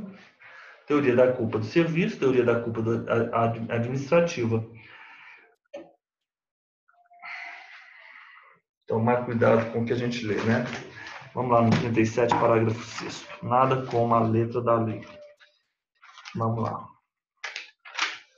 37, parágrafo 6º. As pessoas jurídicas de direito público e as de direito privado prestadoras responderão pelos danos que seus agentes nessa qualidade causarem a terceiros, assegurado o direito de regresso contra o responsável no caso de dolo ou culpa. Prestadores responderão: olha, eu discordo disso aqui. Sabe por quê? Porque eu não acho que você pode fazer uma interpretação restritiva do parágrafo 6º, dizendo que aqui ele está falando só ações comissivas. Discordo. As pessoas jurídicas de direito público e de direito privado e prestadores de serviço público responderão pelos danos que seus agentes, nessa qualidade, causarem a terceiros, pelos danos que causarem. Eu disse que a conduta tem que ser comissiva para causar dano? Não, eu posso, com a conduta omissiva, causar dano também. Eu não falei nada disso. Eu não posso restringir onde o constituinte não fez. Eu não posso. Eu não posso. Mas eu estou trazendo aqui um posicionamento. A Constituição Federal não traz regras relativas à responsabilidade civil por eventuais danos causados por omissão do poder público, mas a jurisprudência construiu o entendimento que esta é possível. Isso é falso. Falso. Você sabe por quê? Porque se a gente fosse ter... Depois o pessoal fica falando assim, isenção. Isso não existe. No direito não existe. Se o Estado fosse condenado no Brasil pelas omissões, não haveria mais o Estado. Só haveria a indenização. Porque o Estado brasileiro é tão omisso em tantas... Então, o judiciário, para dar um verniz aí de... Enfim, não vou falar mais nada. O que ele fez? O Estado, o judiciário, ele constrói umas teorias a justificar a não responsabilização do Estado na hipótese de omissão. Mas vocês concordam que isso, na verdade, é porque o direito ele é temporal, né? O direito ele é o nosso direito, do nosso tempo. Então, não posso exigir que nós tenhamos um direito, o Estado sendo responsabilizado objetivamente pelas omissões. Mas, enfim, conduta omissiva, omissão omissiva, né? Se é omissão, é a falta de serviço, responsabilidade subjetiva. Né? Responsabilidade subjetiva. Então, nesse caso, conduta omissiva, a responsabilidade é subjetiva. Conduta omissiva, responsabilidade objetiva, falta do serviço. E aí, naquelas mesmas situações, falta do serviço. Vamos lá resolver as questões. Nós temos ainda mais 10 questões e vamos resolvê-las agora.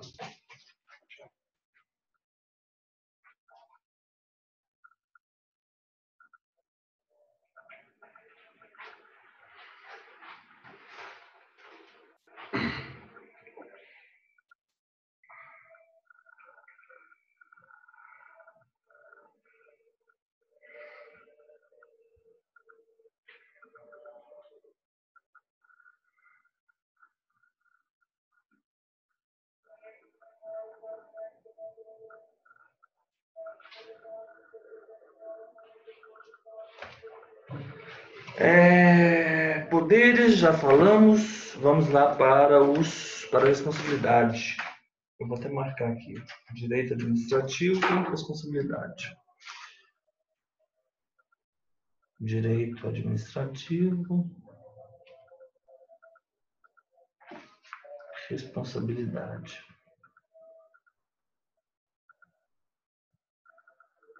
Responsabilidade.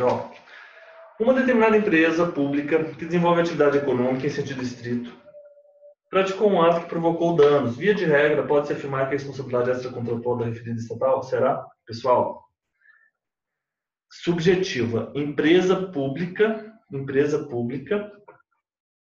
prestadora de serviço público. A prestadora é objetiva. Essa, no caso, ela simplesmente desenvolve atividade econômica em sentido estrito, subjetiva. Letra B. Conforme o ordenamento jurídico pátrio, pode-se afirmar sobre a responsabilidade objetiva do Estado. Não há nexo causal entre a conduta da administração e o dano decorrente, de força maior, razão pela qual, em tal situação, não se pode falar em dever de indenizar, ainda que provada a culpa anônima do serviço concorreu para o evento, não há nexo entre a conduta. Pessoal, eu acabei de falar sobre isso. Para alguns autores, há sim a responsabilidade subjetiva pela falta do serviço. Então, isso é falso. E há um nexo causal pela conduta omissiva e o evento danoso. Há sim um nexo causal. Se lícito o ato do agente público que causou o dano, este só implicará dever de indenizar se for antijurídico, ou seja, anormal e especial. Pessoal, perfeito isso. Isso é perfeito, isso é verdade. Isso é verdade. Porque se é lícito... Deixa eu dar uma olhada aqui, só um minuto. Eu vou ver aqui. Uma questão...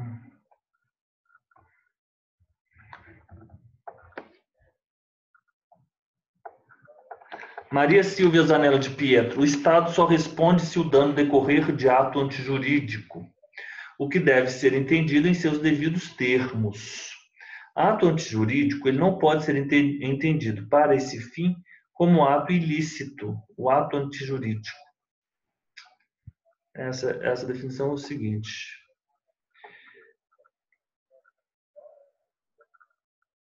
Ou seja, por outras palavras, ato antijurídico para fins de responsabilidade objetiva do Estado é o ato ilícito e o ato lícito que cause dano normal e específico.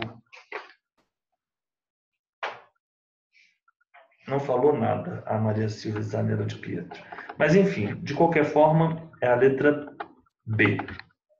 É a letra B. 3. A teoria do risco integral é a modalidade mais branda. Falso. É a modalidade mais gravosa porque não tem excludente. Na teoria do risco integral, também conhecida como teoria do risco administrativo, falso, são distintas. Na teoria do risco integral, a responsabilidade do Estado não se sujeita às excludentes de responsabilidade, podendo ocorrer até mesmo quando a culpa é da própria vítima, certo? 3, letra C. Nuclear, dano ambiental, ok. Letra D. A teoria do risco integral situa-se no início da história do direito administrativo comparado. Falso, é a última instância, o último estágio. A teoria do risco integral apresenta diversas hipóteses de aplicação na Constituição Federal de 88, sendo afastada a responsabilidade por danos causados no caso de... Não tem excludente. 3, letra C. VUNESP, 2018, juiz leigo. Empregado de empresa de ônibus, prestadora do serviço público de transporte de passageiros em município, ao dirigir veículo da delegatária, colidiu com veículo particular estacionado, causando prejuízo. Prestador de serviço público, empresa pública, pessoa jurídica de direito privado, prestador de serviço público. Essa aqui é uma concessão. Nessa hipótese, a responsabilidade civil pelo ressarcimento do dano suportado pelo particular proprietário abarroado será, pessoal, objetivo, com foco no artigo 37, parágrafo 6º, da empresa prestadora de serviço público. Perfeito. Procurador da FAPESP. FAPESP, que é a fundação dos... A FAPESP é a fundação dos servidores da USP, né? A FAPESP. A FAPESP é a fundação dos servidores da USP.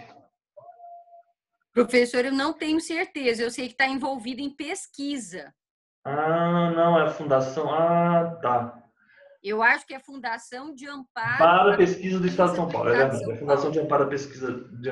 Fundação de Amparo à Pesquisa do Estado de São Paulo. Na hipótese de empregado de agência reguladora, que no exercício de suas atividades de fiscalização e monitoramento de execução de contratos de delegação de serviço público causar dano a terceiro, haverá em tese responsabilidades. Pessoal, agência reguladora. Agência reguladora. O que é uma agência reguladora? É uma autarquia.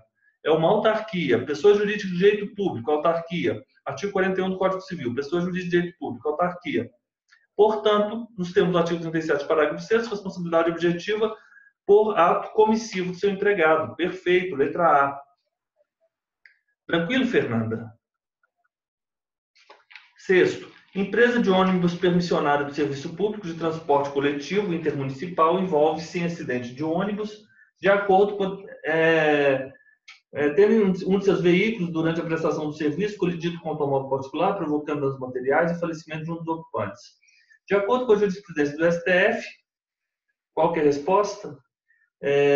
A concessionária está objetivamente responsabilizada pelo dano provocado em razão do acidente em decorrência da aplicação da falta do serviço. Falso. Essa teoria não se aplica para justificar a indenização e a responsabilidade objetiva nessa situação. Falta do serviço. O Estado titular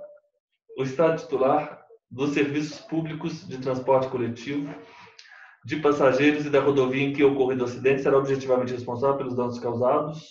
O Estado? Não. A pessoa.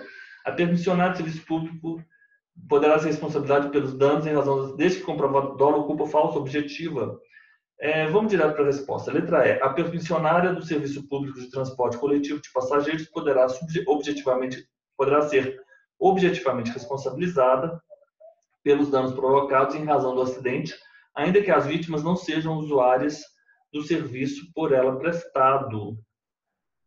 A permissionária do serviço público poderá ser objetivamente... Pessoal, eu acabei de falar sobre isso. A vítima pode ser tanto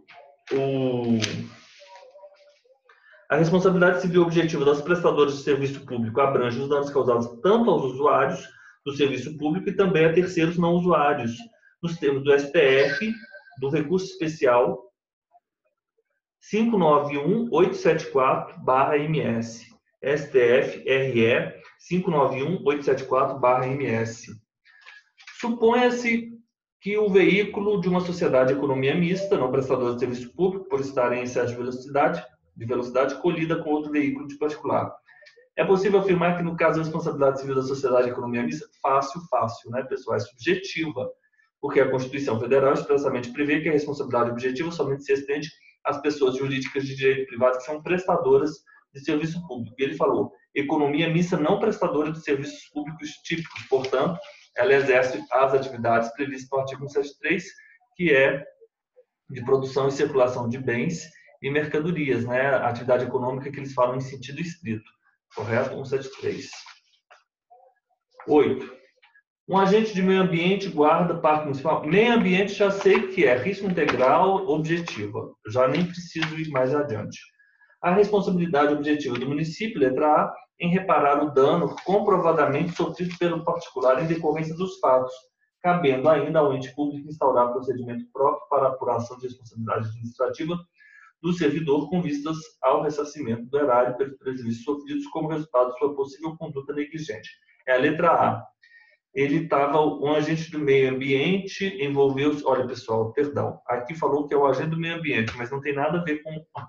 Acabou sendo a letra A mesmo, mas é uma pessoa qualquer, um guarda municipal, envolve-se em acidente de trânsito dentro dos limites territoriais do seu local de exercício, vindo a colidir veículo automotor oficial com veículo particular. De acordo com o registro da ocorrência, o acidente é provocado por negligência do servidor. Pouco importa, é objetiva. É objetiva. 9.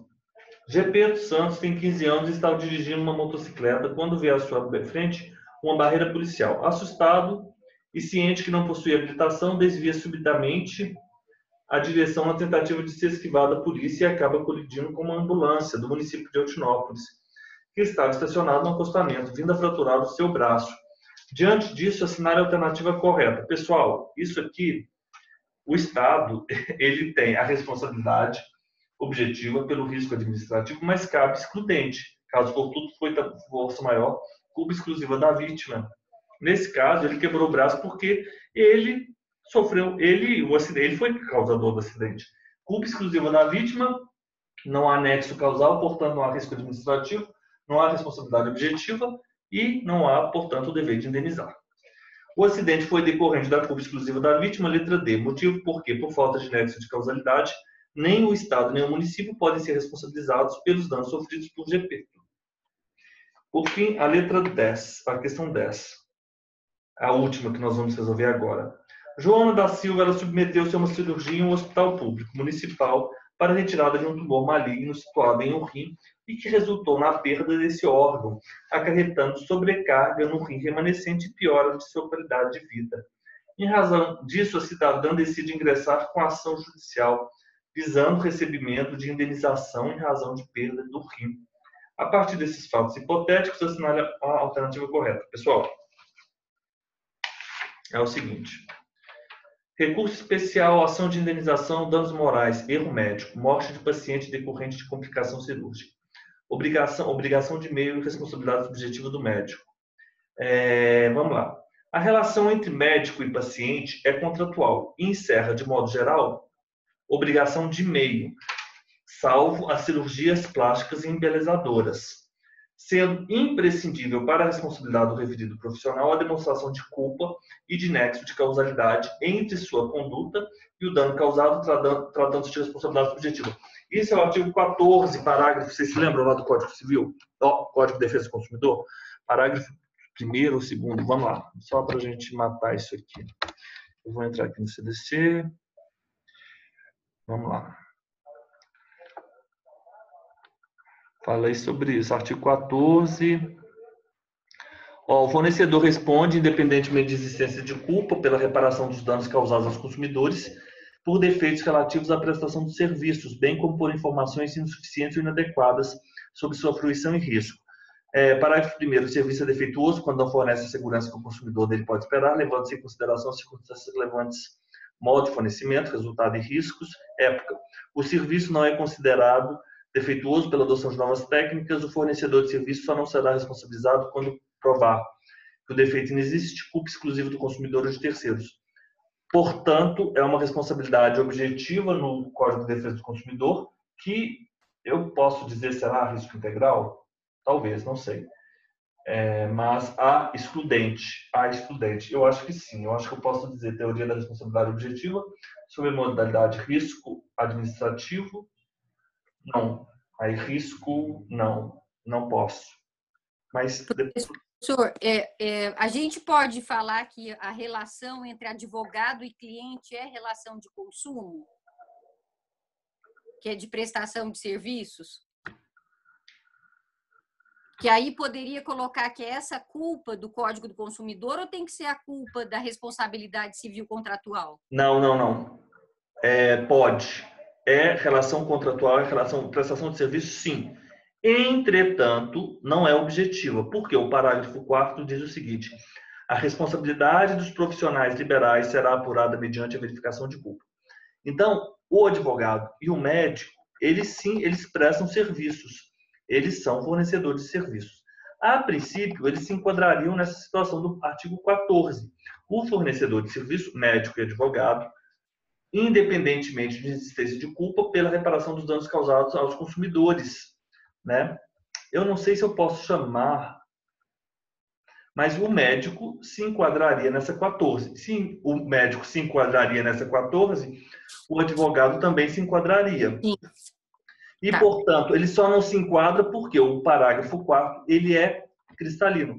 A responsabilidade dos profissionais liberais é apurada mediante a verificação de culpa. Agora, se você está me falando que a responsabilidade... Bem, eu posso falar da responsabilidade. Agora, eu não saberia te dizer se a relação advogado e cliente é uma relação de consumo. Não sei. Fiquei em dúvida agora. Tem que perguntar para um especialista em direito do consumidor, Elisa. Não sei. O que você acha? Ali, na verdade, ele só fala sobre... Eu acho que não. Aí depois eu acho, é porque eu estou vendo responsabilidade, né? Então eu fico pensando se eles podem perguntar para a gente se a relação médico-paciente pode ser de consumo. Aí eu penso se a de advogado-cliente também, mas eu não sei se consumidor é toda pessoa física ou jurídica que adquire ou utiliza produto ou serviço como destinatário final. Aí, nesse caso, seria a prestação de serviço advocatícios, né? Espera aí, só um minutinho. Já achei aqui uma resposta ótima. As relações médico-paciente, à luz do Código Brasileiro de Defesa. Olha, as relações médico-paciente, a aplicabilidade do CDC às relações médico-paciente reputa-se tema objeto de debate na doutrina e na jurisprudência, mormente por se tratar o médico profissional liberal, que em tese não é alcançado pelo CDC. O médico, ou seja, o profissional liberal, em tese, não é abarcado pelo CDC. Então, o advogado não seria abarcado pelo CDC. A prestação de serviço a que se refere o caput do artigo 3º da Lei 8.078, essa que nós estamos a tratar, é aquela destinada ao consumidor, definido no artigo 2º, no mesmo diploma legal, qualquer pessoa que adquire ou utiliza produto ou serviço como destinatário final. As relações médico-paciente são de consumo. As relações médico-paciente de consumo, mas as relações de profissionais liberais não são. Então, a do advogado não é. As relações médico-paciente são de consumo tanto porque o médico efetivamente presta um serviço, a exemplo do advogado, dentista ou da companhia de telecomunicações, como porque, do outro lado, está o paciente, que é destinatário final da prestação de serviços médicos, que, em última análise, se presta a manutenção e melhoria de sua saúde, motivo pela qual pode ser classificado como consumidor. Entretanto, embora no trato médico-paciente não existe a prática usual da formalização dessas relações, de forma a amoldá-las ao CDC. Os motivos são vários, e aqui cabe apenas especular em linhas gerais acerca de alguns deles, que contribuem para que reine a informalidade nas relações jurídicas, O primeiro motivo conjectura-se a força da própria economia, que, para além de ser a principal fonte de criação e normatização dos direitos do consumidor, tornou-se vilã das relações interpessoais. Não. Vieram os planos de saúde para suprir as velocidades.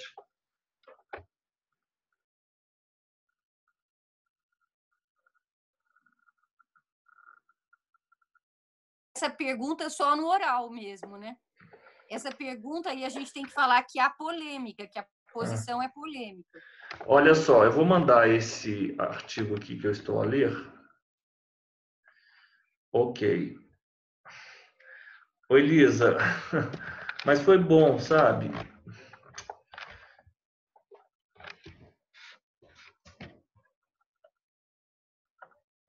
O problema, Elisa, esse site Migalhas, eles tem uns artigos bons. Deixe-me ver aqui outras fontes.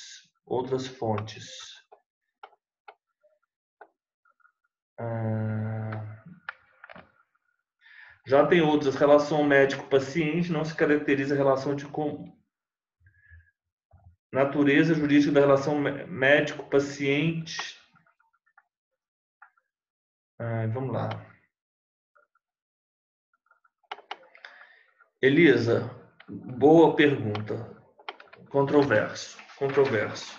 Mas a responsabilidade, a relação entre médico e paciente é contratual. Aqui, ó, o STJ. Estava na minha mão. Agora, contratual quer dizer que não seja de consumo? Eu não consigo ver. Todas as relações contratuais são de consumo. Dizer que ela é de natureza contratual, eu não estou a dizer que ela não seja de consumo. Mas também não estou dizendo que ela é de consumo. Eu estou dizendo outra coisa. A relação entre médico e paciente é contratual e encerra, de modo geral, a obrigação de meio, sendo imprescindível para a responsabilização do referido profissional a demonstração de culpa e de nexo de causalidade entre sua conduta e o dano causado, tratando-se de responsabilidade subjetiva. Mas, enfim, a Joana ela sofreu essa cirurgia, mas ela passou a ter uma vida pior, porque o outro rim foi sobrecarregado. E qual é a alternativa correta? Letra B. Para a responsabilização do médico, Joana da Silva deve comprovar a existência de culpa, pois na seara médica vigora o princípio da responsabilidade subjetiva. Eis que a ação médica é considerada obrigação de meio e não de resultado. Bem, é a letra D. Deixa-me dar uma olhada aqui na 8. A responsabilidade pessoal dos profissionais liberais será apurada mediante verificação da culpa. Mas, por outro lado, é estranho, não é estranho, não sei se eu posso utilizar isso como argumento, o fato da responsabilidade dos profissionais liberais estar a ser tratada no Código de Defesa do Consumidor. Portanto, talvez como o Código de Defesa do Consumidor, ao tratar da responsabilidade e atribuir excepcionalmente a eles a responsabilidade subjetiva, tendo que se aferir o dolo e culpa, ele estaria a tratar de relações de consumo, porque eu não vislumbro uma relação administrativa ser tratada no Código de Defesa do Consumidor. Só as relações de consumo. Portanto, as relações dos profissionais liberais, nos termos do artigo 14, parágrafo 4º, ou artigo 10º, deixa eu ver aqui. Artigo 14, parágrafo 4º, essas relações dos profissionais liberais seriam relações de consumo, mas a do médico, especificamente, não. Mas a responsabilidade deles não seria objetiva, como é a tratada no caput as relações fornecedor-consumidor, mas sim seria subjetiva, sendo imprescindível aferir o dolo e a culpa. Né? Então, terminamos a nossa responsabilidade do Estado. A gente sai com mais dúvidas, né, do que a gente entrou. Né, Elisa? Então, eu vou desejar a vocês um ótimo final de semana. Eu vou parar a gravação aqui agora. Fernanda,